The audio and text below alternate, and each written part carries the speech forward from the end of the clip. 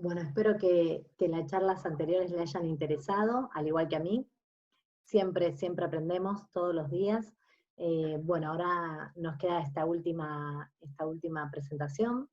Él es Mike Bifari, nació en Mataderos, pasó su infancia en Los Ángeles y a los 58 años es una suerte de leyenda del movimiento canábico. Muchos lo conocemos. Él es el argentino que asesoró en nuestro hermano país de Uruguay, en su ley, y hoy nos advierte también sobre el potencial de la industria del cannabis. Tenemos el placer, porque aunque vive en Colombia desde el año 2016, está en la Argentina y nos va a hablar un poco de la historia de la farmacopea y también de los diferentes usos que se le puede dar al cáñamo. Súper interesante, sin más, los dejo con las palabras de nuestro querido Mike. Bueno, muchas gracias, la verdad que un placer compartir. Este, bueno, no, yo quería comentarles cómo es el origen de la cannabis como medicina acá en Occidente, ¿no? Que ponemos a abarcar los últimos, ponele 200 años. Eh, eh, digamos, esto sin desmerecer todo lo que la cannabis ha significado en Oriente, principalmente China alrededor de 2700 años antes de Cristo, había ya un emperador, Shang Tsung, que cultivaba cannabis en forma medicinal, y el primer herbolario chino, ya la planta de cannabis figura, ¿no es cierto? Ahí. Ya en aquel entonces.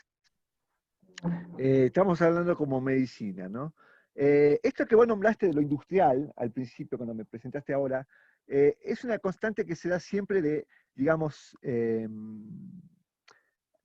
altos y bajos en la industria a lo largo de la historia, siempre se da esa característica, y los últimos años hemos estado enredados en el tema de las palabras, sobre todo, digamos, que la marihuana no es cannabis, que la cannabis es marihuana, que, digamos, había una gran propaganda en contra con la marihuana o como el cannabis como uso para fumar, y eso del cáñamo. Pero bueno, no me quiero desviar de lo medicinal. Esto que estamos hablando ahora es una constante en toda la historia. Siempre esa mezcla, este último fenómeno desde la prohibición en 1937, será este fenómeno de la mezcla con otro tipo de usos, ¿no es cierto? Que no son los meramente industriales. Eh, bueno, yo voy a arrancar como principio del siglo XIX, hubo un médico que se llamó famoso entre los canábicos, se llamó William Schwarzenegger. Schwarzenegger. Era de las Islas Británicas, pero era escocés. Y él es un médico que va a hacer su posgrado a Calcuta y descubre a la cannabis índica. Descubre que había muchos médicos que trataban diversas enfermedades, diversas dolencias con la cannabis índica.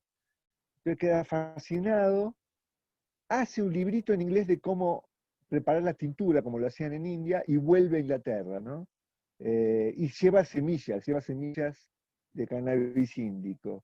Después lo que pasa es que se hace famoso su librito en Inglaterra y llega a Estados Unidos, ¿no? Donde tenían cantidad de plantaciones de cáñamo para uso industrial, fundamentalmente para la fibra. Y para la celulosa también, se hacía todo el papel también. En un momento se hizo todo el papel con cáñamo, ¿no? Entonces llega este librito de cómo hacer las tinturas, y estamos hablando más o menos alrededor de 1835, 40, por ahí. Llega el booklet de Schwarzenegger a Estados Unidos y aparecen cantidades de estos personajes que muchas veces aparecen en las películas, que te dicen, el elixir mío es el que va, compre que le calma todos los dolores. Bueno, estos personajes pintorescos de las películas existieron de verdad, donde había lo que nosotros decimos una anarquía de producción, digamos. Cualquiera que había leído el librito de Schwarzenegger o que se las daba por las de él, inventaba una medicina que reclamaba que tenía cannabis. Algunos de los frascos no tenían ni cannabis, no tenían nada, tenían el nombre nada más. Bueno, pero esto pasaba. Y la medicina se sacaba de los distintos campos de cáñamo que había, ¿no? Eh, entonces hay una cosa muy curiosa que nosotros decimos, los médicos de aquel entonces, no en 1840, pero sí más adelante, 30 años más adelante, 1870, por ahí, ya entra formalmente en la farmacopea norteamericana, ¿no? Que para los que no saben, la farmacopea es como el libro de cada país donde están todas las drogas que se pueden utilizar, ¿no? Hacemos un paréntesis con este tema porque hay un dato que a todo el mundo le gusta escuchar, que es que en Argentina nosotros tenemos 7 ediciones de farmacopea, ¿no? En la Argentina. La primera, más tarde de 1870 y pico, como finales del siglo XIX, es la primera edición. En las primeras 5 ediciones de la farmacopea argentina figura el cannabis índico y varios preparados. En las 2 últimas no. La anteúltima es en 1951. O sea que más allá de quién gobernaba, si uno ve cuánto tardó en llegar a la prohibición a nivel internacional, se condice con la prohibición de 1937, ¿no? Este es un dato pintoresco porque, digamos, de siete ediciones de la farmacopea argentina, 5 figuraba la cannabis índica y preparados. Uno los puede ver en la Universidad de Farmacia, tienen como un museíto donde están estos datos y donde está la farmacopea original, la del siglo XIX, y donde hay muestras de los frascos antiguos, también incluyendo la cannabis. Era común, por ejemplo, en la década del 20 y antes, el uso de cannabis a nivel medicinal internacionalmente, era muy común. Y bueno, y esta muestra que yo tengo acá, se trata de eso. Bueno, esta, por ejemplo, que tenemos acá, ¿ves? Esta es una parte donde todo entraba por los ojos, digamos, toda la tecnología estaba puesta en el desarrollo de mostrar, ¿viste? Entonces son frascos invertidos, que tienen una base de vidrio fuerte, pero están invertidos, y estos se exhibían en los mostradores de los boticarios.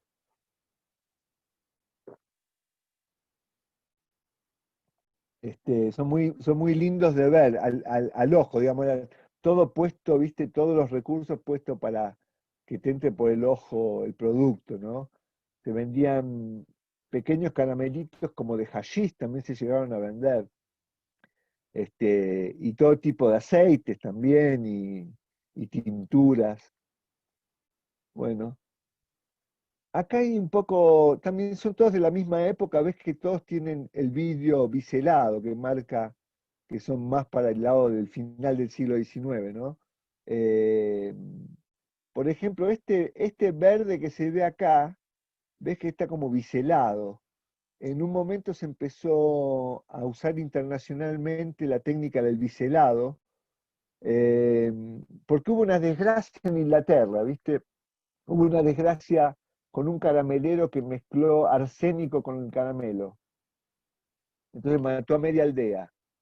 Y a partir de eso se instaló como una cosa internacional de que usaron el biselado, que cuando vos, hasta un ciego se puede dar cuenta de que cuando toca la textura del biselado, no es inocuo, digamos, que es algo que no es inocuo, ¿no? Que es una medicina o un veneno, lo que fuera. Acá ves más biselados, ¿ves? Ahí se pueden ver bien en primera plana. Los biselados, todos con tapa de vidrio también biseladas, ¿no? Este también, mira, este es muy bonito y se ve biselado, oscuro, ¿no es cierto? Y tenés también jarabe de cannabis, eh, tenés tintura, elixir de cannabis, todos preparados. Acá tenés casi todas, ¿ves? Mira, tenés la cannabis sativa, la índica, la semilla de cannabis y extracto de cannabis, y la del medio Es una mezcla de las dos, una mezcla de la índica y la sativa, la famosa cannabis americana, que hubo dos empresas que se juntaron, una Lilly y la otra Parky Davis, se juntaron para hacer esa genética, que es una mezcla de la sativa y la índica, como el primer híbrido. No duró mucho tiempo, pero sí, se usó bastante.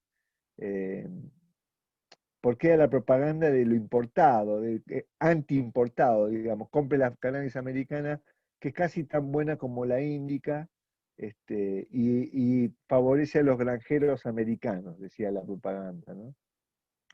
Bueno, esta es de la primera época que veníamos hablando, de cuando salía la época del Far West, cuando apareció el librito de Schwarzenegger, ¿no? Y todos salieron con algo con cannabis, ¿ves? Para la gripe, para la tos, jarabes para la tos con cannabis y otras cosas más, ¿no? También, este, de la época. Estos sí eran de venta al público, tienen tapa de corcho, ¿no es cierto? Y son viejos, yo diría como de la mitad del siglo XIX estos. Hasta el 1900 se podían encontrar, pero después que la cannabis entra en la farmacopea, ya esta misma que inventó la cannabis americana, la Parky Davis, promociona, a ver si encontramos alguno de Parky Davis. Bueno, ahora sigo con la Parky Davis. Esta es una de mis favoritas, porque acá si ustedes pueden ver acá abajo, se ven Johnson Johnson es una de las marcas que está acá. Y estos eh, eran, plaster significa parche, ¿viste? Eran como los primeros parches con cannabis y aspirina que se ponían en los callos de los pies, porque había muchas marcas, distintas marcas de todo tipo eh, sobre los callos. Si ves la propaganda que está arriba, que es en un tren, parece, ¿no? La gente tenía mucho problema con los calzados, no había la tecnología que hay hoy en día, y entonces salían muchos callos, y estos yo creo que son los primeros parches. Los corn plaster, corn es el callo, y plaster son los parches, ¿no? Con cannabis. Este de abajo es de Johnson Johnson. Este es uno de mis favoritos, ¿no?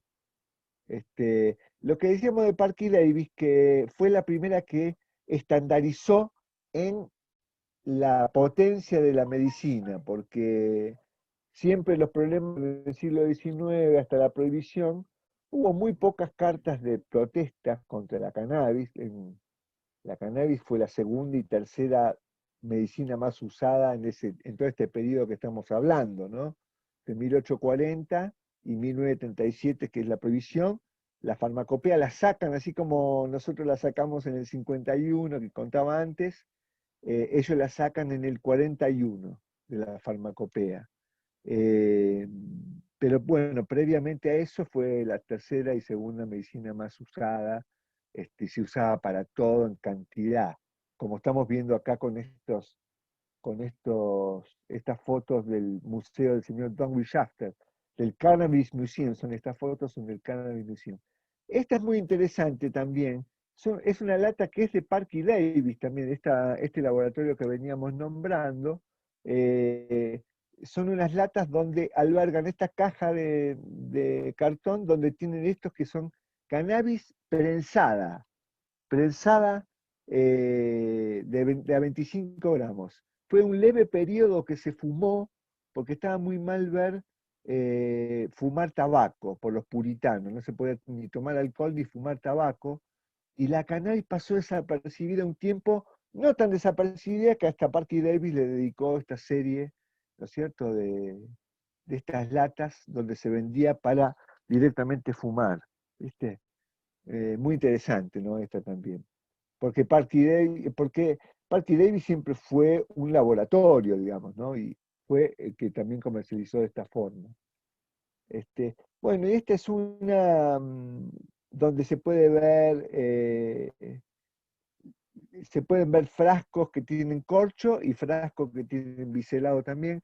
Es un momento donde los productores de medicina, de fitofármacos, ¿no? De medicina de origen vegetal, se empiezan a profesionalizar un poco, empiezan a poner qué hay en cada envase, ¿no es cierto? ¿Qué es lo que contiene?